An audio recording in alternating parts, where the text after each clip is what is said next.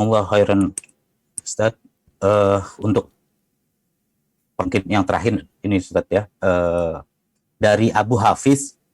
Bismillah, Afwan Ustadz mau bertanya, kalau ada teman kita yang kebetulan teman satu sekolah yang berhutang dan beliau tidak mau bayar sampai sekarang, serta tidak mau mengakui hutang tersebut, dan sekarang orang tersebut malah memutus silaturahim dengan Ana serta beberapa teman Ana. Mohon masukannya serta apa yang harus Ana perbuat. Ana sering mendoakan beliau supaya ingat dengan urusan yang belum diselesaikannya. Barakallahu fiik wa jazakallahu khairan. Barakallahu fiikum. Naam jamaah. Jadi utang ini salah satu cara untuk berpisah dengan kawan kita. Sampai ada yang mengatakan, kalau engkau punya kawan, punya teman yang engkau tidak sukai, nggak suka dia datang, orangnya kurang baik. Caranya gimana? Kita mengusir dia nggak mungkin. Katanya utangin dia. Kasih duit, engkau butuh uang, Fal, 1 juta umpamanya. Biasanya dia akan menghilang dari kita. Karena dia nggak bayar. Terus gimana dengan cerita tadi? Kita punya kawan yang berhutang. Berhutang, nggak mau bayar, dan mengingkari kalau dia punya utang. Maka anak ingatkan, bahwasanya kalau ada utang piutang dengan tempo yang lebih dari 3 hari, usahakan dicatat.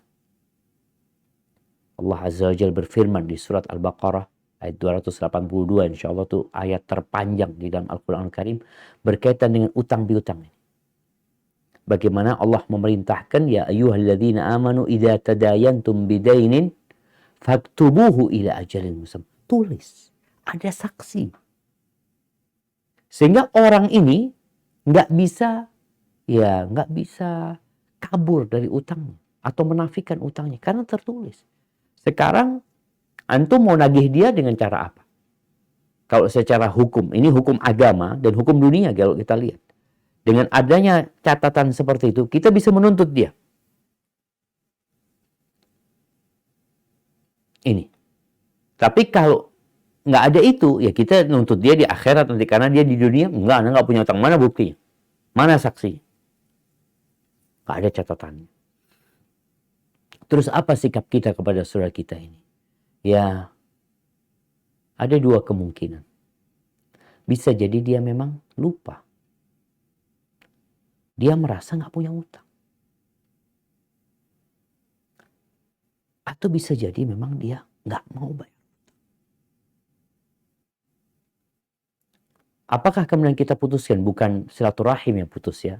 Ingin mengingatkan kembali tentang silaturahim. Ingat, silaturahim ini adalah menyambung hubungan kekerabatan. Tapi kalau sama kawan, bukan hubungan kekerabatan, tapi masalah ukhuwah Islamiyah. Di mana kita dilarang juga untuk tidak bertegur sapa dengan saudara kita. Maka tugas antum, kalau tadi sudah menagih, sudah mengingatkan, kemudian dia ternyata kabur dari kita, ya kita tinggal doakan dia. Bukan doakan supaya dia bayar utang, doakan dia supaya dapat hidayah. Karena mungkin dia bukan hanya punya masalah sama antum.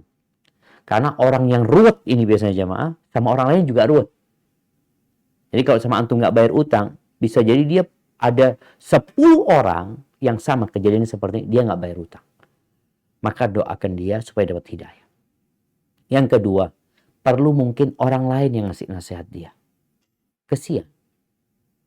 Karena utang ini, orang yang mati syahid pun nggak masuk surga sampai utangnya dilunasi. Jadi kalau sebagai seorang mukmin, ingat watawasau bil haq, watawasau bis sabr. Kita bukan hanya berharap uang kita balik, tapi kita berharap saudara kita balik. Bukan uangnya doang, tapi saudara kita balik bersama kita, menjalankan ketaatan kepada Allah dan jauh dari dosa-dosa. Hadza wallahu a'lam bissawab.